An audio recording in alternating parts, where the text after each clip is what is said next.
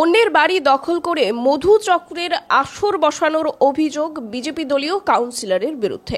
অবশেষে নিজের কষ্টের অর্থ দিয়ে নির্মিত বাড়ি ফিরে পাওয়া সহ ওই কাউন্সিলরের শাস্তির দাবি জানিয়ে আগরতলা প্রেস ক্লাবের দ্বারস্থ বাড়ির মালিক। নমস্কার, দেখছেন খবরের প্রতিবাদ। আমি শতরূপা আরও একবার আপনাদের সঙ্গে আজকের বিশেষ আলোচনায়। আগরতলা মিউনিসিপ্যাল কর্পোরেশনের মেয়র ইন কাউন্সিলর তথা সূর্যমণিনগর বিধানসভা কেন্দ্রের ডুকলি ব্লক এলাকার ৪৪ নং ওয়ার্ডের কাউন্সিলর উদয় ভাস্কর চক্রবর্তীর বিরুদ্ধে এবার জোর জবরদস্তি বাড়ি দখল করার অভিযোগ করেছেন ডুকলি এলাকারই এক মহিলা। আরও গুরুতর অভিযোগ, তিনি নাকি ওই বাড়িতে দেদার চালাচ্ছেন মধু চক্রের আসর। এবার এই অভিযোগ নিয়ে সুবিচারের আশায় সংবাদ মাধ্যমের দ্বারস্থ হলেন বাড়ির মালিক সুমিত্রা সরকার। কি বলছেন তিনি, শোনাবো আগে ওনার বক্তব্য। তিনজনের বাড়ি করে দিব, তারপরে দিতে আমার বাড়ি ভিতরে মহিলা ধন কিটা হ্যাঁ কে ওই কাউন্সিলর কি নাম? উদয় ভাস্কর চক্রবর্তী। কোন জায়গার কাউন্সিলর? ডুবলি বাজারে। কিটা করছে আমরা জানেন না? না, আমার বাড়ির ভিতরে ভাড়াটা দিয়েছে, আমার না কে এসে। কোন জায়গায় বাড়ি আপনার? আমার বাড়ি রুটেস ক্লাব। এই বাড়ি মানে রুটেস ক্লাব। রুটেস ক্লাব কারেন্ট যে ভাড়াটা বাড়িটা কারে আনছে এটা তো আমি কইতাম না। না কে তাই বাড়াইছে? মহিলা না পুরুষ? কে তাই বাড়াইতে? মহিলা করতেছে। মহিলা তো আমার জিঙ্গা এসে, আমার কাউন্সিলর আছে না, আমার জিঙ্গা আছে না, না জিঙ্গা এসে আমার বাড়িতে ভাড়া দিচ্ছে। কাউন্সিলর যায়নি মাঝে মধ্যে রাত্রে? হ্যাঁ, কাউন্সিলর যাওয়ার মাধ্যমে আমার হ্যান্ডার মানছে কইছে তোমার বাড়ির ভিতরে কাউন্সিলর এসে বাড়িটা দিচ্ছে যেন বাড়িটা তো প্রায় শুনে আই, প্রায় শুনে বলে আই। বাড়াটাকে মহিলা বাড়িটা বাড়াটে আপনার লোক কথাবার্তা কইছে না? না না, আমি দেখছি না বাড়িটা না জিজ্ঞাসা করে সেটা আর মহিলা লেসে থাকতেছে আমার বাড়ির ভিতরে। কেটা থাকতেছে?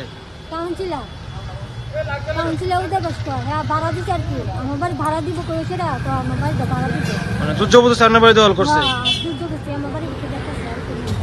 আচ্ছা, এই উদয় ভাস্কর লোক আর কেউ যায়নি আপনার বাড়িতে? হ্যাঁ হ্যাঁ, যায় উদয় ভাস্কর লোকে যায়, এক মহিলা যায়। আচ্ছা, এক মহিলা যায় আরো শুনছি আরো বলে মহিলা সেইলা বলে আরো বলে আসতে বলে। কোন সময় যায় রে? রেল রাত্রে যায়, রাত্রেবেলা? রাত্রেবেলা যায়। তাই উদয় ভাস্করের কি বউ যে ভাড়া থাকে? না না, উদয় ভাস্কর বউ না, এ মাসি বলে। উদয় ভাস্কর বিয়ে শাদী করছেন? উদয় ভাস্কর না না, মাসি বলে ভাড়া থাকছে, মাসি বলে ভাড়া দিচ্ছে। মাসি যেন ভাড়া দিতে আছে, তো মাসি হ্যাঁ এই বাড়ি প্রায় শুনে যা মানুষের তোমার বাড়ির ভিতরে প্রায় শুনে যা তুমি বাড়ির ভিতরে খেয়ে লেগে যাও না, আমরা রাতে যাইতো আর অন্য মেয়েও যাও।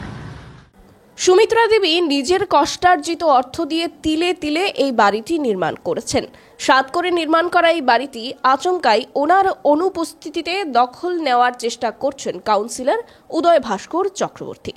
ভাড়া দেবার নাম করে সুমিত্রা সরকারকে না জানিয়েই এই বাড়িতে নিজের মর্জি মাফিক লোক ঢোকাচ্ছেন তিনি। মহিলা পুরুষদের যখন তখন আসা যাওয়া, আড্ডা আসর অবধি জমে বলে অভিযোগ করেছেন আশপাশের সভ্য মানুষজন।